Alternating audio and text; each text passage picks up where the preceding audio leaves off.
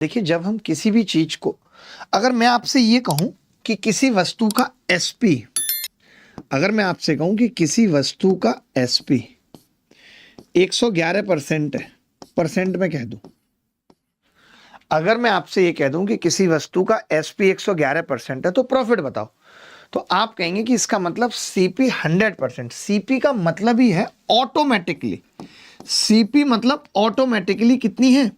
100%। 100% है।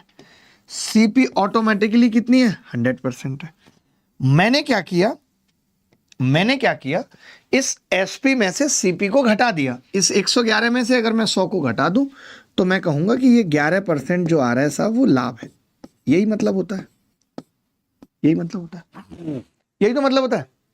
मैं बस एक बात कह रहा हूं आपसे कि अगर मुझे एसपी परसेंट में पता चल जाए, लाइक कि मुझे एसपी पता चली कि साहब 89% है या 88% है, तो ये सीपी से कम है, तब मैं कह दूंगा कि इस वक्त लॉस होगा, और लॉस कितना होगा? 12% होगा। ये बात आप जानते हैं नहीं?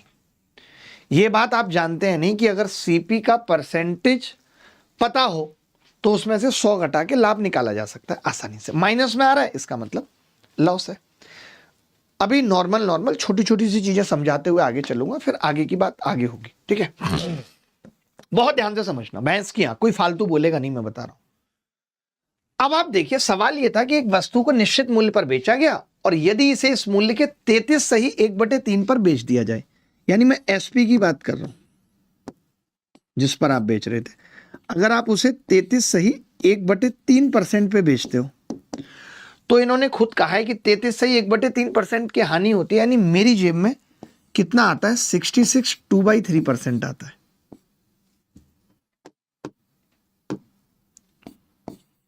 आता है 33 सही 1/3%। हानि का मतलब है कि 66 2/3% मेरी जेब में आता है। मैंने सीधे सीधे कंपैरिजन कर दिया, मैंने कह दिया इसका मतलब एसपी का 33 1/3%, 66 सही 1/2% के बराबर है।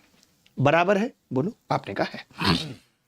मैंने कहा कि अगर मैं इसे वास्तविक विक्रय मूल्य के 60% पे बेच दूं, वो किसके बराबर होगा? तो कोरिया का बच्चा बोला कि जी ये इसका जस्ट डबल है, इंटू 2 है।